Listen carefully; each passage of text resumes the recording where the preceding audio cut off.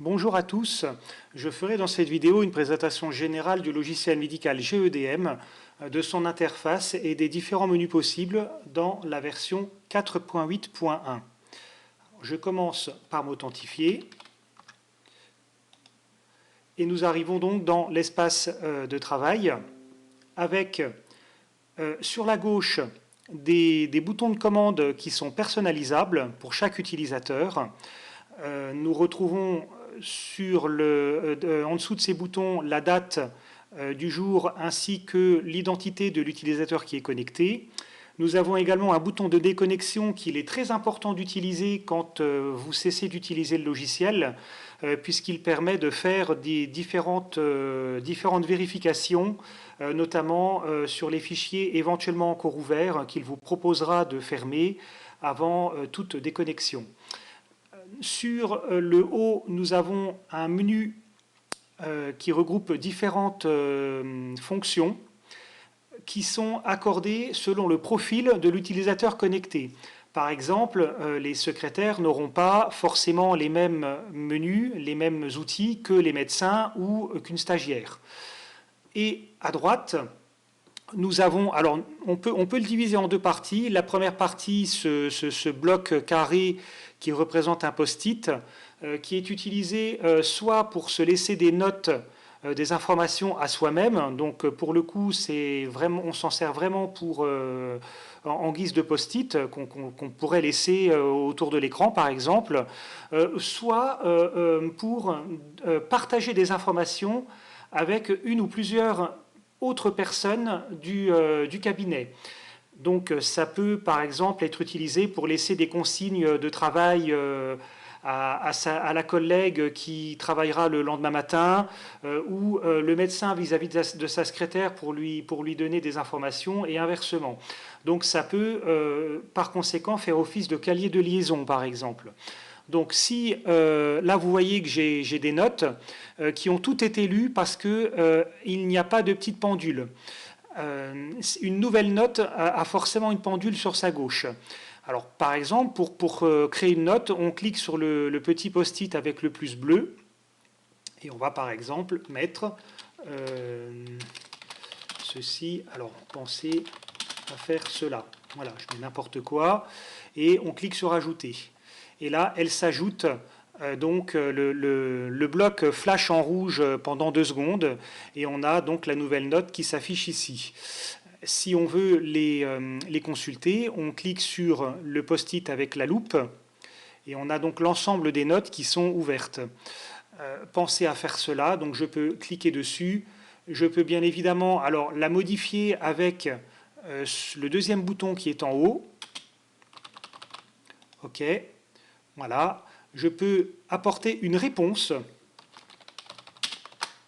ajouter, voilà, réponse.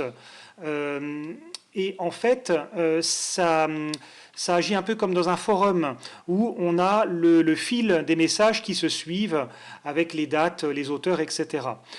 Une fois qu'on a fini de traiter cette note-là, on peut fermer la note. Donc en fait, là, ça l'archive sans la supprimer. On peut revenir on peut retrouver les notes qui ont été archivées en changeant le statut et en sélectionnant fermer, par exemple. On peut bien évidemment supprimer la note dans son entièreté, auquel cas là elle est supprimée de façon définitive. Et là on peut modifier les utilisateurs qui sont partagés avec cette note pour éventuellement qu'une ou plusieurs autres personnes y aient accès. Lorsqu'on crée une note, on a également la possibilité de spécifier directement les personnes avec qui nous souhaitons la partager ou un groupe de personnes selon les profils. Donc par exemple, je vais sélectionner toutes les secrétaires. Et ça coche automatiquement l'ensemble des secrétaires qui sont référencés en base. La personne qui reçoit une note partagée a la note qui est préfixée par une pendule, comme je vous l'ai dit précédemment, et ça clignote en rouge. Et ça se rafraîchit dans la minute qui suit. Voilà, donc c'est quasiment instantané. Et en dessous, nous avons donc différents onglets. Alors, je vais passer rapidement sur ces onglets-là, donc notamment sur le premier, où on a le nombre de fichiers en attente. Alors, les fichiers en attente, ce sont les fichiers que vous aurez numérisés, que vous aurez insérés dans le répertoire d'importation de GEDM et qui ne sont pas encore associés à un dossier ou à un patient. Les dossiers en cours indiquent les dossiers qui ne sont pas finalisés. C'est-à-dire, là, par exemple, le nombre de dossiers dont la cotation n'a pas été validée, le nombre de dossiers pour lesquels il manque un fichier, le nombre de dossiers qui ne sont pas facturés et le nombre de dossiers dont il reste une part patient à solder. Au niveau des tâches restantes, nous avons là des dossiers qui sont finalisés, mais dont les différents éléments, notamment la facturation, restent à finaliser. Par exemple, le logiciel nous indique qu'il y a 57 règlements de cartes bancaires qui sont en attente de remise en banque. Même chose pour les chèques, 15 dans le cas actuel. Alors, il y a énormément de factures dans ma base de test, 1067 qui sont à envoyer. Ce n'est pas anormal puisqu'il s'agit d'une base de test. Qu'est-ce que c'est qu'une facture à envoyer? Ce sont tout simplement les télétransmissions en attente. Et le nombre de fichiers à envoyer, à publier plus exactement, puisque GEDM est doté d'un système de publipostage qui enverra automatiquement aux patients et ou aux médecins traitants et ou aux correspondants, soit par APICrypt, soit par MS Santé, soit par courrier traditionnel ou soit en papier, selon le contexte de chaque dossier et du praticien inhérent au dossier, puisque chaque praticien peut avoir ses propres règles de publipostage et ses propres destinataires en fonction des types de fichiers. Donc là, dans le contexte dans lequel je suis, le logiciel a détecté qu'il y avait 22 fichiers en attente d'envoi. Et les dossiers clôturés, je vais passer très rapidement là-dessus. On est plus là sur de la comptabilité, c'est à faire une fois tous les semestres ou tous les ans pour notamment clôturer les factures. Le dernier icône, quant à lui, est utilisé à des fins de diagnostic pour s'assurer que le serveur GEDM, le client GEDM et le client PixVital pour la facturation Sésame Vital sont bien opérationnels. Ensuite, concernant les menus, alors tout d'abord le menu utilisateur, je vais commencer par la fin. Nous avons notamment les préférences utilisateurs qui vous permettront de personnaliser la façon dont GEDM va s'afficher pour vous. Donc ça, chaque utilisateur le personnalise à sa guise. Dans le premier menu affichage, nous pourrons par exemple changer la couleur de l'interface. Si la couleur d'origine jaune-orangé ne vous plaît pas, vous pouvez changer par exemple en mettant en noir et blanc, en bleu, en vert, etc. Voilà, il y a plusieurs couleurs de ce type. Je vais remettre original. Même chose pour les exports au format PDF. Il peut parfois y avoir des tableaux qui reprendront le code couleur que vous aurez indiqué ici. Le responsive design est utilisé, par exemple, si vous avez des écrans assez grands, où là, vous pourrez modifier le comportement d'affichage de GEDM selon la résolution de l'écran. C'est-à-dire que sur les écrans, en fonction de la résolution de votre écran, les différents éléments graphiques de GEDM vont s'adapter pour ne pas que ce soit trop petit, par exemple, sur les grosses résolutions et des boutons trop gros sur les petites résolutions. On peut bien sûr changer en mettant LDPI, MDPI, HDPI, XHDPI et XXHDPI pour forcer le logiciel sur un certain gabarit d'écran. Ensuite, les raccourcis à gauche, comme je vous l'ai dit au début de vidéo, sont personnalisables. Et donc, on peut, par exemple, si vous êtes un médecin et que vous souhaitez en un clic avoir votre tableau de bord quotidien, vous pourrez, par exemple, mettre dans le menu relevé, financier, tableau de bord. Voilà, alors je ne sais pas si vous le verrez sur cette vidéo, je vais le défiler avec les flèches haut et bas du clavier, mais en fait, là, j'ai la possibilité de mettre tous les menus que le logiciel me permet d'utiliser et qui se trouve dans les différents menus en haut du logiciel. Voilà, donc là, je vais mettre par exemple les relevés financiers tableau de bord. Je vais enregistrer. Et là, c'est mis à jour. Alors, il faut se reconnecter. Je me déconnecte, je me reconnecte. Et là, maintenant, j'ai l'icône tableau de bord qui apparaît. Et en un clic, je peux avoir le tableau de bord de ma journée. Fermé. Je retourne dans les préférences utilisateurs. Je vais remettre pas de bouton. Ensuite, au niveau des onglets latéraux à droite, je peux définir d'afficher ou non certains onglets si vous jugez qu'ils vous seront totalement inutiles. Ça permet de nettoyer et d'épurer un peu l'interface. Si maintenant vous mettez tout sur off, là, le GEDM se met automatiquement sur une largeur plus large, sauf pour le statut des connexions qui, elle, restera obligatoirement.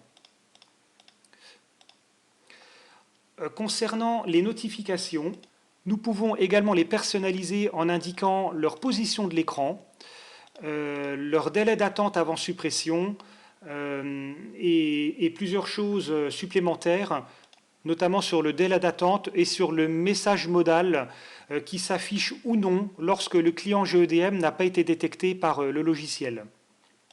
Alors concernant les appellations, il m'a été demandé par un client qui avait l'habitude d'appeler certains éléments du logiciel comme ça l'était dans son ancien logiciel. Par exemple, les fichiers qui se trouvent dans les dossiers patients, par défaut, ça s'appelle fichier. Lui, il avait l'habitude d'appeler ça courrier. Donc, on peut modifier voilà, certaines données pour qu'elles soient appelées de cette façon-là par le logiciel. Ensuite, nous avons cette option-là qui permet d'afficher ou non le panneau des indications de la classification internationale des maladies. Tous les médecins n'utilisent pas forcément cette nomenclature et en le passant sur off, ça permet d'épurer la fenêtre de saisie du médecin pour plus de visibilité. Concernant l'ancienneté des fichiers qui s'affichent dans les volets médicaux, là, c'est la même chose. Quand vous ouvrez le dossier d'un patient qui a déjà un certain historique, cela permet d'épurer l'affichage de tous ces anciens fichiers pour ne pas surcharger l'écran. Des fichiers qui restent malgré tout accessibles quand on clique sur une petite loupe située dans l'endroit concerné, qui permet là d'avoir accès à l'intégralité des fichiers.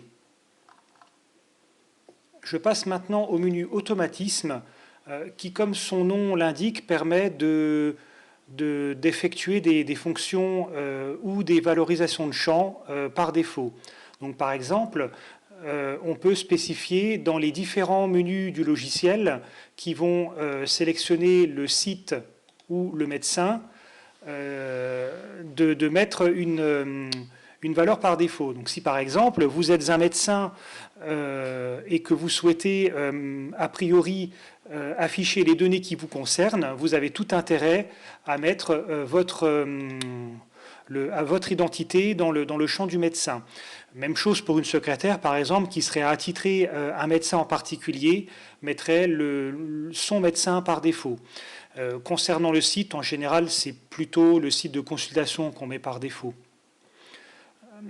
Ensuite, concernant les types de fichiers, c'est un filtre qui influe sur les fichiers en attente d'association, ainsi que dans les fiches patients, pour, par exemple, toujours si vous êtes un médecin, ne pas avoir systématiquement les fichiers de type administratif qui ne concernent donc pas l'aspect médical des patients. Concernant les examens par défaut de la création des dossiers, là c'est plutôt utilisé par les médecins spécialistes en médecine générale qui, le plus souvent, n'ont pas de secrétaire pour accueillir les patients ou pour créer les dossiers.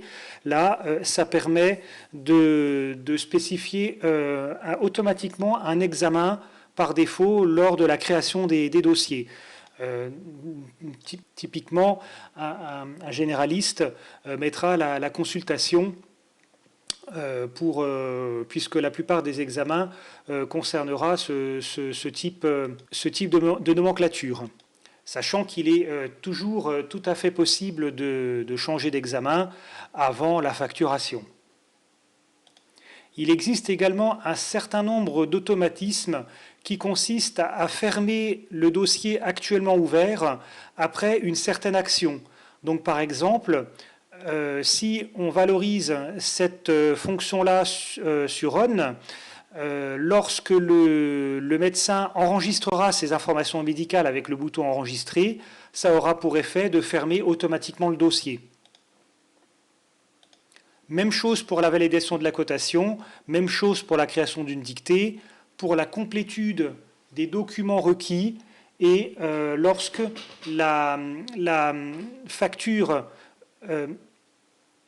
est faite. Or, par patient, puisque lorsqu'il y a une facture patient de créer, derrière, le logiciel propose automatiquement la saisie du règlement patient. Alors, je reviens rapidement sur la complétude des documents requis. Pour vous expliquer un petit peu comment GEDM fonctionne sur les fichiers, bien que ça fera l'objet d'une autre vidéo plus détaillée sur la gestion des documents, mais il est possible en fait de spécifier le type de fichier requis par médecin et par examen. Typiquement, et en guise d'exemple, vous pourrez demander à ce que pour les consultations, vous ayez au moins besoin d'un fichier de type ordonnance et d'un fichier de type lettre qui pourrait être adressé à un médecin spécialiste ou à un médecin traitant.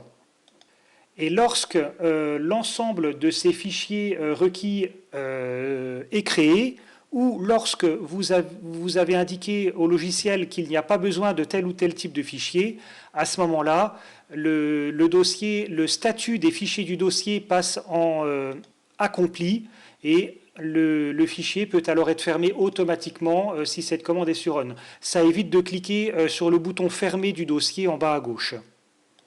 Ensuite, concernant la recherche avec en-tête H' selon le numéro d'inscription au répertoire.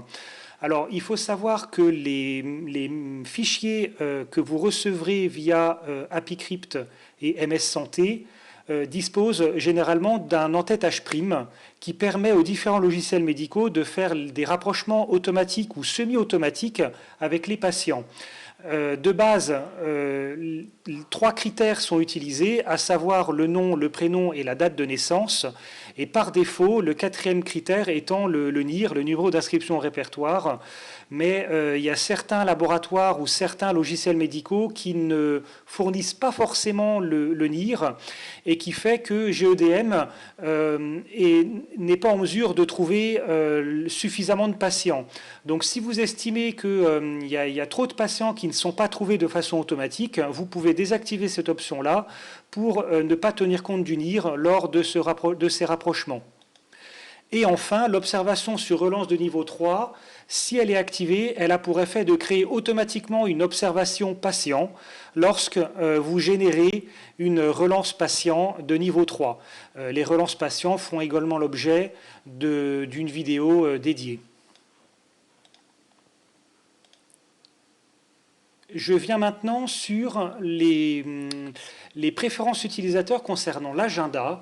Alors, tout comme la worklist, la liste de travail, l'agenda permet de spécifier ses propres sites par défaut, ainsi que l'action sur rendez-vous. Alors, sur les rendez-vous qui sont posés, il est possible de faire un clic molette. Quand vous appuyez sur la molette, ça a pour effet de simuler un 3e clic qui peut être capturé par GEDM. Et par défaut, ça vous ouvre la fiche patient, ou sinon, ça vous ouvre le dossier associé et sinon la fiche patient. Alors, qu'est-ce que ça veut dire? Lorsque vous accueillez un patient qui a eu rendez-vous, le dossier est créé à partir de ce rendez-vous-là et il est donc lié au rendez-vous. Dans ce cas-là, si vous retournez sur l'agenda a posteriori et que vous faites un clic molette sur ce rendez-vous-là, ça aura pour effet d'ouvrir le dossier correspondant. Et s'il n'y a pas encore de dossier ou si le patient n'est pas venu, le clic molette aura pour effet d'ouvrir la fiche patient. Ensuite, il est également possible d'exporter une journée complète d'agenda au format PDF. Toutes ces options permettent d'afficher ou de masquer un certain nombre de colonnes pour là aussi ne pas surcharger les exports si vous estimez que certaines colonnes ne sont pas utiles. Enfin, je passe au menu divers qui va dans un premier temps concerner la worklist et les dossiers, l'état des dossiers qui sera affiché par défaut. Et par défaut, ce sont les dossiers en cours. Alors, qu'est-ce qu'il faut comprendre par dossier en cours? Ce sont les dossiers qui ne sont pas, pour lesquels il reste une action à faire. Donc, par exemple, ça peut être la validation de la cotation, ça peut être un document requis qui n'est pas présent dans le dossier. Ça peut également être une facture qui n'a pas été faite ou un règlement patient qui n'est pas terminé.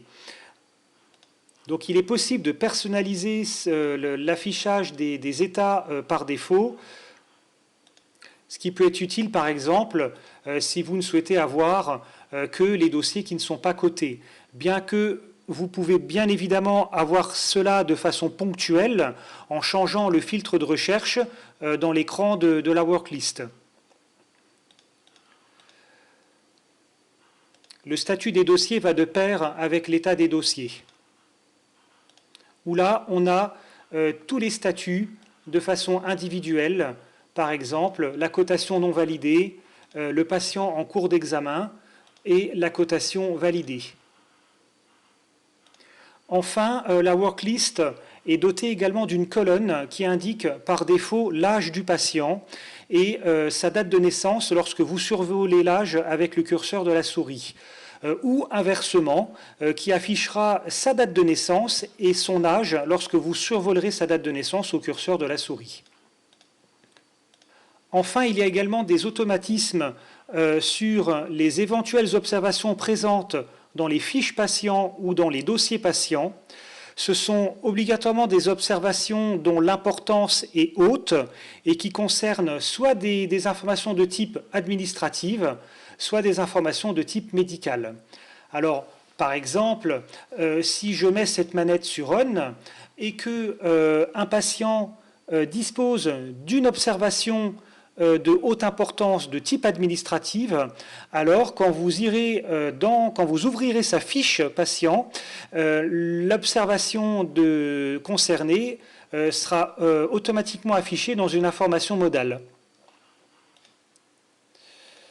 Concernant les accès aux PACS, je ferai une vidéo sur ce sujet-là ultérieurement. Le bouton enregistrer permet bien sûr d'enregistrer les éventuelles modifications qu'on a apportées précédemment. Le bouton mot de passe permet quant à lui de modifier le mot de passe de connexion en respectant les exigences de complexité habituelles qui sont rappelées ici. Le bouton unité mobile permet d'installer le client GEDM pour Android sur des unités mobiles de type tablette ou smartphone qui ne fonctionnent exclusivement sur le système Android, puis de les activer une fois authentifiés dans le client GEDM pour Android. Là aussi, je ferai une autre vidéo pour évoquer l'aspect du client GEDM pour Android. Alors, je vais continuer à vous présenter le menu utilisateur. Le bouton de déconnexion ici permet une déconnexion forcée de GEDM sans demande de confirmation au cas où il y aurait eu des fichiers laissés ouverts. Dans ce cas-là, GEDM vous demande confirmation. Il y a eu des fichiers de laissés ouverts, il vous affiche la liste. Le fait d'utiliser cette déconnexion-là force la déconnexion sans demande de confirmation. Elle force également la fermeture du client PixVital qui est utilisé pour la facturation Sésame Vital. Les notes, nous les avons vues tout à l'heure. Les versions affichent l'historique des versions ainsi que les modifications apportées sur la version en cours. On peut également rechercher une nouvelle mise à jour pour le produit en cas de disponibilité d'une nouvelle version. Sinon, nous pouvons également tester la communication avec le logiciel PixVital. Donc je passe très rapidement là-dessus. Je ne pense pas que vous ayez à utiliser cet outil-là, qui est finalement utilisé purement à des fins de diagnostic. Nous avons les menus, le menu paramètres aussi des préférences liées à la facturation Sésame Vital. Donc là, ça récapitule en fait pour chaque médecin si la valorisation du TP de l'AMO est actif ou non. Donc ça, c'est un paramètre qui est accessible depuis le paramétrage pour chaque médecin. Et nous avons également la façon dont sont paramétrés les différents téléservices auxquels GEDM est compatible. Dans la version 4.8.2, nous avons l'acquisition des droits intégrés et l'identifiant national de santé intégré. Enfin, depuis le menu utilisateur, nous pouvons également gérer les ressources lecteurs. Donc ça, ce sont les lecteurs PCSC qui sont connectés à l'ordinateur, les lecteurs de cartes, pour indiquer à PixVital quel est le lecteur à utiliser pour la lecture des CPS et quel lecteur doit être utilisé pour la lecture des cartes vitales. On peut également mettre cette manette sur automatique pour laisser GEDM déterminer automatiquement les lecteurs à utiliser selon certains modèles de lecteurs actuellement sur le marché. Enfin, si je poursuis le menu utilisateur, il est possible de consulter la base Claude Bernard. Par exemple, si je mets par exemple Dolip, rechercher, voilà. Donc là, on a accès, par ce menu-là, on a accès qu'à la monographie. On ne peut pas faire de prescription depuis le menu utilisateur, les prescriptions se faisant exclusivement depuis un dossier patient.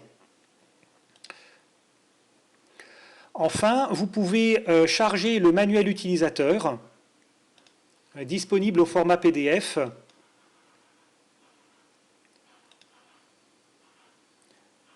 Alors, j'essaye de le mettre à jour le plus régulièrement possible. Voilà, dans lequel il est possible de faire de la recherche plein texte. Par exemple, si vous ne savez plus comment enregistrer un rejet, vous tapez rejet dans la recherche. Et il va vous indiquer que les rejets sont illustrés à la page 234. Voilà. Donc là, on a un PDF classique qui traite d'un maximum de sujets.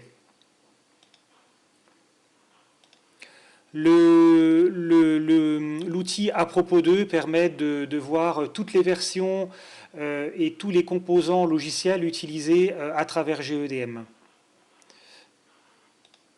Alors, je vais revenir également sur l'onglet statut des connexions, notamment client GEDM et client PixVital, sur laquelle il est possible de cliquer pour faire apparaître respectivement le client GEDM pour Windows, qui est un composant essentiel de GEDM, puisque c'est cet applicatif-là qui s'installe exclusivement sur des systèmes Windows, qui permet de communiquer avec le viewer PDF, avec les imprimantes, avec LibreOffice et avec le logiciel de facturation Sésame Vital, PixVital.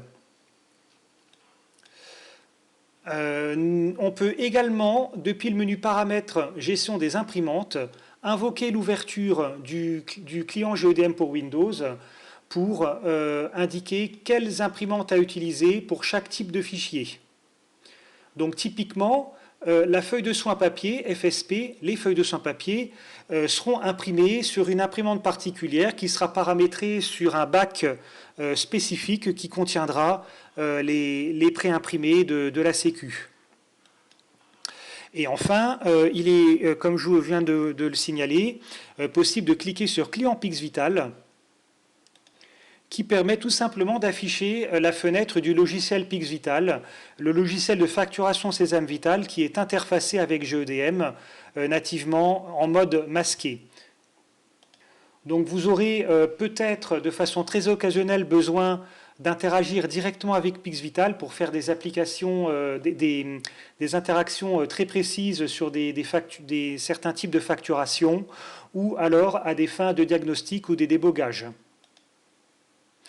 Il suffit de recliquer sur client Pixvital ou client GEDM pour masquer la fenêtre concernée. Voilà, c'est terminé. Je vous remercie d'avoir visionné cette vidéo et je vous invite à m'envoyer un mail depuis le site web de GEDM www.gedm.biz pour toute question éventuelle. Je réaliserai d'autres vidéos ultérieurement pour illustrer les différentes parties du logiciel. À bientôt!